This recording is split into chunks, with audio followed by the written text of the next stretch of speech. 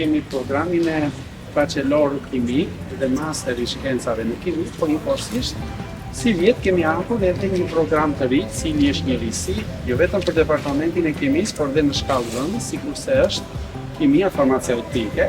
Në fundit ju krijoi mundësi që të punoni edhe në laboratoret për kimor, por dhe njëkohësisht dhe në industrinë farmaceutike, në të përfshin kontrollin e pakave, prodhimin e tyre.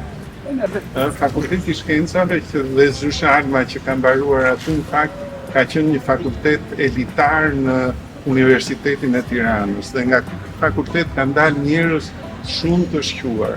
Njerëz që kanë qenë në krye të vendit, si kryeministra, kanë qenë si president të vendit dhe që si thua e kanë bërë atë punë, e kanë bërë mirë. Domethënë se nganjëherë politika konfondohet, nuk ka dhe kështu ngarkesa.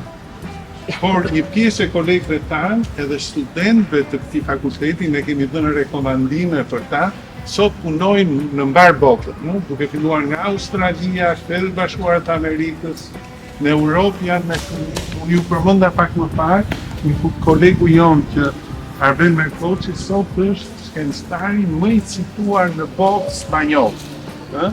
Pa folur për të tjerë pastaj që po prap ka që kanë bërë emër.